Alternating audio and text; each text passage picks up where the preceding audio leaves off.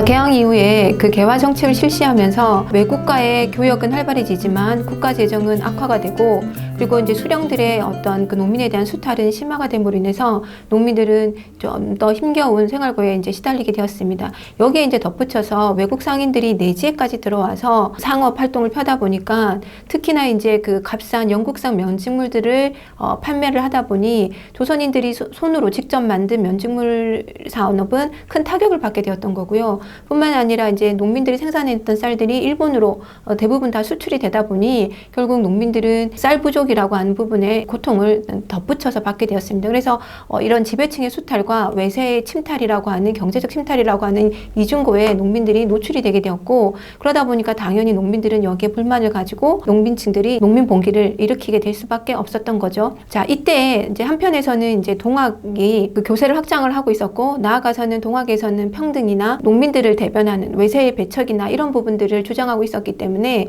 이런 동학의 주장들은 농민들이 요구하고 맞아떨어지는 부분이 있었습니다. 그래서 농민들이 이제 동학을 지지하는 이런 측면들이 나오면서 동학과 농민의 결합이 이루어지게 되었던 거죠. 일대 교주였던 최재우가 이제 그 혹세 분민한다는 이유로 사형을 당하긴 했지만, 이대 교주였던 최시영은 오히려 이제 뭐 동경대전이라고 하는 경전도 만들고, 그 다음에 이제 포접제를 통해서 교단을 정비해 나갑니다. 이 포접제라고 하는 것은 이제 이 교주 밑에 여러 포가 있고요. 그 포의 이제 우두머리가 대접주가 되는 거고요. 그리고 이 포 밑에 이제 더 많은 접이 있어서 이 접주들이 배치를 해서 이렇게 포접을 중심으로 해서 이제 교단을 정비해서 운영해 나가고 있었습니다. 그래서 이게 이제 전국적으로 조직적으로 운영이 될 수 있었던 건데요. 이러면서 이제 교세를 확장을 했던 거죠. 그러면서 이제 1892년에 가면 동학에서 자기 이제 초대 교주였던 최재우에 대한 그 신원 운동을 하게 됩니다. 이걸 일명 교조 신원 운동이라고 하게 되는데, 물론 이거는 이제 정부 차원에서 거절을 당하게 되는 거고요.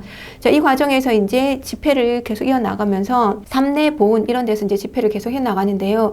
이 집회를 해 나가면서 여기에 이제 농민들이 같이 참여를 하게 되는 거고, 그러면서 이제 이 교세가 더 확장이 되게 되었던 거죠. 그리고 이제 여기서 이제 특히 보은 집회에 가면 척외양창이라고 하는 이건 이제 외치면서 외와 그 서양을 다 배척하자라고 하는 것들을 주장을 하게 됩니다. 이제 이런 이제 외세에 대한 거부 이런 것들이 이제 농민들의 요구 조건하고 맞아떨어졌던 거죠. 그러면서 이제 이 동학 교도들의 어떤 집회는 서서히 정치적인 성격을 띠는 걸로 변화가 하게 됩니다. 이런 상황에서 당시 곡창지대였던 이 고부 지역에 고부 군서였던 조병갑의 행포가 굉장히 심했던 거고, 그래서 이제 전봉준이 사발 통문을 돌려서 농민들을 모아서 결국은 고부 관할을 습격하고 이러한 이제 농민 봉기를 일으키게 되었습니다. 이게 이제 1894년 1월에 있었던 일인 거고요. 그러다 보니까 이제 중앙에서 이 이제 농민 봉기를 정리하기 위해서 안핵사를 파견을 하게 되는데, 이 안핵사로 내려온 사람이 이용태였던 거고, 근데 이용태는 이 내려와서 농민들의 요구 조건이나 뭐 문제를 파악하기보다는 이 봉기를 일으켰던 농민들을 동학교도로 규정을 해버리고 오히려 더 탄압을 해버리는 이런 사건이 발생을 하게 됩니다. 그러면서 이제 농민들이 어떤 불만들이 더 터져 나오게 되는 거고, 그래서 다시 이제 더 봉기를 하게 됐던 거죠. 자, 그래서 이제 이 무장이라고 하는 지역, 그러니까 지금의 고창이죠. 이 무장 지역에서 이제 다시 농민들이 봉기를 하게 되고, 이때는 이제 소나중 동학교도들까지 합세를 해서 이 세력이 더 커지게 됩니다. 자, 그리고 나서는 이제 백산이라고 하는 지역에 집결을 해서 여기에서 이제 보국안민, 나라를 지키고 백성을 편안히 하겠다. 그 다음에 제폭구민, 폭력적인 그 압정에서 벗어나서 이 백성들을 구제하겠다라고 하는 이제 경문들을 발표를 하게 되는 거고요. 여기에 이제 전봉준, 김계남, 소나중 이런 사람들이 이제 대표가 돼서 동학 농민운동을 이제 진행시켜 나가게 됩니다. 자, 그리고 나선 이제 더 진출을 해서 항토연에서는 관군과의 싸움에서 승리를 하게 되고요. 그리고 이제 황룡촌 전투에서는 정부군하고 싸워서 이제 또 승리를 하게 됩니다. 자, 그래서 이제 이 여세를 몰아서 이제 전주성까지 점령을 하게 됐던 거죠. 자, 이렇게 동학 농민들의 어떤 기세가 나날이 커져 나가자 중앙정부 입장에서는 굉장히 위기감을 느끼게 되는 거고, 특히 이제 전주성이 농민군들에 의해서 함락이 됐을 때 결국은 정부에서는 청나라에 다시 구원병을 요청을 하게 됩니다. 자, 그러자 이제 청군이 그 요청에 따라서 조선으로 들어오게 되는 거고요. 자, 청군이 조선에 들어오니 이때 이제 따라서 일본군도 들어오게 됩니다. 왜냐하면 갑신정변 때 텐진 조약을 맺어서 두 나라 중에 한 나라가 조선에 군사를 파견할 때 다른 나라에게도 알려서 같이 파병하도록 했거든요. 그래서 결국 이 텐진 조약 때문에 일본까지도 같이 이제 들어오게 되는 상황이 발생을 한 거죠. 이제 그러다 보니 결국 조선 정부 입장에서도 이건 단순히 이제 청군뿐만 아니라 일본군까지 들어오다 보니 사태가 더 심각해졌던 거고, 결국 이 청군이나 일본군을 이제 다시 돌아가게끔 하는 이제 요구들을 하게 되지만 이 두 나라 다 이제 철수할 이제 기미를 보이지 않게 되는 거죠. 자, 그래서 이제 부랴부랴 농민군하고 협상을 체결하게 됩니다. 그게 이제 전주 화약을 체결을 하게 됐던 거고요. 농민군들이 장악했던 지역이 이미 이제 치안이나 행정적으로 문제가 있었기 때문에 직강소를 설치해서 이제 치안이나 행정들을 농민군 스스로가 담당을 하게 되었던 거고요. 그럼 나아가서는 이제 자기네들이 요구 조건이었던 패전개혁안 이런 내용들을 실시를 해 나가게 됩니다. 자, 여기 패전개혁안을 좀 보시면은요, 여기 이제 파란 색깔 부분 2번, 3번, 4번을 보시면 이 내용들은 다 탐관오리에 대한 문제인 거고요. 그러니까 왜 농민들이 봉기할 수밖에 없었나 하는 그 이유들인 거고, 5번, 6번, 7번 이건 빨간색 부분은 이제 흔히 말하는 신분제 철폐, 노비문서를 태워라 이런 것들을 보면 이제 신분제 철폐를 요구를 하게 됩니다. 그리고 맨 마지막 12번에 보면 토지를 골고루 나누어 경작한다라고 하는 이제 토지 분배할 문제까지 농민들이 무엇을 원하는가 하는 내용들이 담겨져 있었던 거죠. 자, 그래서 이 패전개혁안을 통해서 농민들의 요구 조건을 우리가 한번 확인을 해볼 수가 있습니다. 자, 이렇게 해서 정부하고 농민군 사이에 전주 화약을 통해서 동학농민운동이 약간 정리가 되는 이런 추세에 접어들었지만, 문제는 정부가 요구했던 일본군이나 청군의 철수 이 요구가 받아들여지지 않게 되고, 오히려 일본 입장에서는 자기네가 항상 이 조선에 관심이 많았는데 어렵사리 이제 이 핑계를 대고 군대가 파견이 됐다는 거죠. 그러니까 쉽사리 물러날 생각이 없었던 겁니다. 그리고 나아가서는 철수 요청에 거절을 하면서 오히려 일본군이 경복궁을 점령하는 이런 이제 상황이 발생을 하게 됩니다. 나아가서는 결국 이제 청나라와의 전쟁도 일으키게 되는 거죠. 자, 이러한 상황이 발생을 하니까 결국 동학농민군들은 제2차 봉기를 할 수밖에 없었습니다. 그래서 동학농민군들의 2차 봉기의 핵심은 뭐냐? 결국은 이제 외세에 대한 반기였던 거죠. 그래서 1차가 이제 그 양반 지배사회, 수령들의 수탈에 대한 반기였다고 한다면, 이 2차 봉기는 일본군이 경복궁을 점령함으로 인해서 이 반외세 운동의 일환으로서 일어나게 되었던 겁니다. 자, 그래서 이제 10월 달에 1894년 10월에 논산에 집결을 하게 됩니다. 그래서 이제 정본준이 이끄는 남적, 그러니까 즉 이거는 이제 전라도 지역에 있었던 동학 농민군들이 되는 거고요. 그 다음에 이제 송봉이가 이끄는 북적, 이제 충청도 지역의 이제 사람들이 되는 거죠. 이 남적과 북적이 논산에서 집결을 하게 되는 거고, 그래서 이제 서울을 향해서 진격을 하게 됩니다. 그 과정에서 공주 우금치에서 이제 일본군과 정보군의 이제 연합군과 이제 싸움을 하게 되는데, 당연히 이제 농민군이 패배할 수밖에 없게 됐던 거죠. 자, 이렇게 해서 농민군이 패배함으로 인해서 이제 그 농민군을 이끌던 지도부들은 이제 체포가 되거나 죽음을 당하게 되고, 전봉준 같은 경우도 1894년 12월 그 연말에 순창에서 체포가 되어서 그 다음해인 1895년 3월에 이제 처형이 되게 되었습니다. 이렇게 해서 농민군들의 동학농민운동은 실패로 끝나긴 했지만, 결국은 이제 신분제 개혁이라든지 외세 침략에 대한 무장투쟁이라고 하는 측면에서 반봉건, 반외세의 성격을 갖고 있었다라고 규정을 할 수가 있는 거고요. 특히 이제 이 신분제 폐지 같은 경우에는 이후에 가면 갑오개혁 이런 데에도 반영이 되게 됩니다. 다만 동학농민운동의 어떤 한계점이라고 한다면, 농민들의 요구 조건들은 잘 반영이 되어 있었고, 특히 이제 토지 분작 이런 부분들도 요구가 되었지만, 다만 이제 근대에 어떤 국가를 건설할 것이냐라고 하는 근대 국가 건설의 어떤 구체적인 방안이 제시되지 못했던 점들은 하나의 한계점으로 지적을 할 수가 있겠습니다. 일본군에 의해서 이제 동학농민운동이 이제 진압을 당하게 되다 보니까 결국은 일본의 요구에 따라서 이제 조선 정부도 개혁을 추진할 수밖에 없게 됩니다. 그래서 이제 일본 요구에 따라서 군국기무처를 이제 설치를 하게 되고, 이 군국기무처를 중심으로 해서 개혁을 추진을 하게 됩니다. 이때 이제 이 내각을 이끌어가던 중심 인물이 김홍집이었던 거고, 그래서 우리가 이제 1차 갑오개혁을 김홍집 내각 이렇게도 표현을 하는 거죠. 자, 이때 이루어진 개혁들을 보면 이제 가장 중요한 것은 이제 중국의 연호를 더 이상 사용하지 않는다라는 거고, 그래서 이제 개국 기년을 사용을 하게 됩니다. 이제 중국 연호를 사용하지 않는다는 건 강화도 조약에서도 얘기했지만, 일본 입장에서는 조선과 청나라와의 이 관계를 끊는 게 가장 중요했던 거죠. 그래서 청나라의 조선에 대한 영향력을 끊기 위해서는 조선이 자주 독립국이다라는 것을 내세울 필요가 있었던 거고, 그거에 한 한 일환이 결국 중국 연호를 사용하지 않는 것 이렇게 되는 거죠. 그래서 이제 개국기년을 사용하는 걸로 바뀌게 되는 거고, 그 다음에 이제 국내부를 신설함으로 해서 왕실과 정부를 완전히 이제 분리를 하는 이제 정책을 펴게 됩니다. 자, 그리고 이제 이때 가부개혁 때 이제 우리가 중심으로 봐야 되는 건 뭐냐면 과거제가 폐지가 되는 거죠. 그리고 이제 새로운 이제 하나의 경찰 조직이라고 할 수 있는 경무청이 설치가 되게 되는 거고요. 그 다음에 조세를 화폐로 내는 급납화가 이루어지게 됩니다. 그리고 이제 연자제가 폐지가 되고, 그 다음에 이제 갑신정변부터 그랬고, 동학농민운동에도 그랬고, 이제 이 각각의 요구 조건이었던 이제 신분제 폐지, 즉 노비제를 폐지를 하게 됩니다.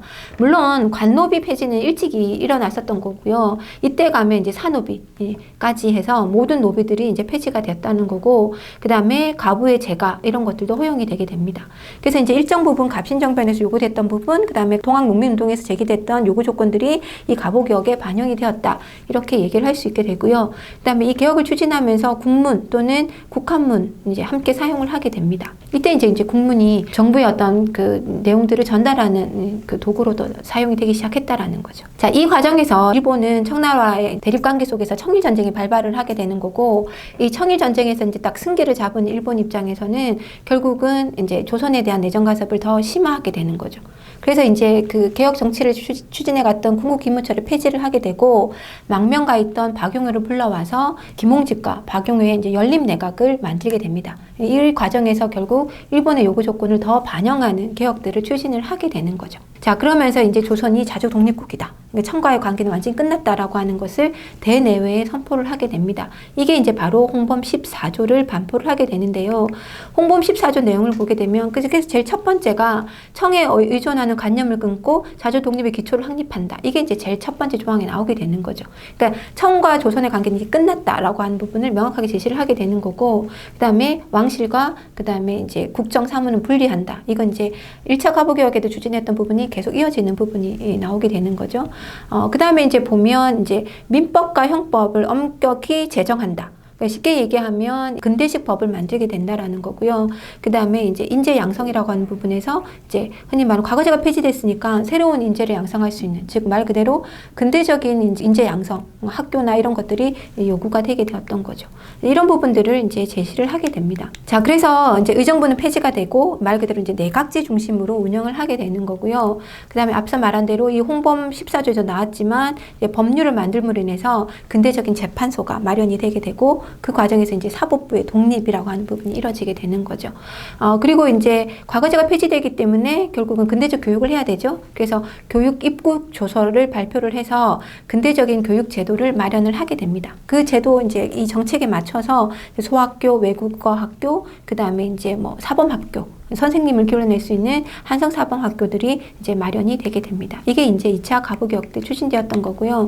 이제 이런 측면에서 보면 이 홍범 14조라고 하는 것이 어떤 면에서 보면 개화의 어떤 방향성, 나아가서는 어떤 그 헌법적인 성격, 그러니까 국가를 내각제 중심으로 이끌어간다든지, 근대 교육을 한다든지 이런 부분들이 나왔다는 측면에서, 그다음에 신분제가 폐지됐다는 측면에서 헌법적인 성격을 띠고 있는 부분도 있습니다. 그러나 결국은 이런 것들이 결국은 일본의 내정 간섭을 더 심화시키는 역할을 했던 거고, 그런 이제 수단으로 활용될 부분들이 컸다라고. 그래서 일본의 조선에 대한 어떤 간섭, 그 다음에 영향력 이런 부분을 더 키우는 역할을 했다, 이렇게 평가를 할 수가 있겠습니다.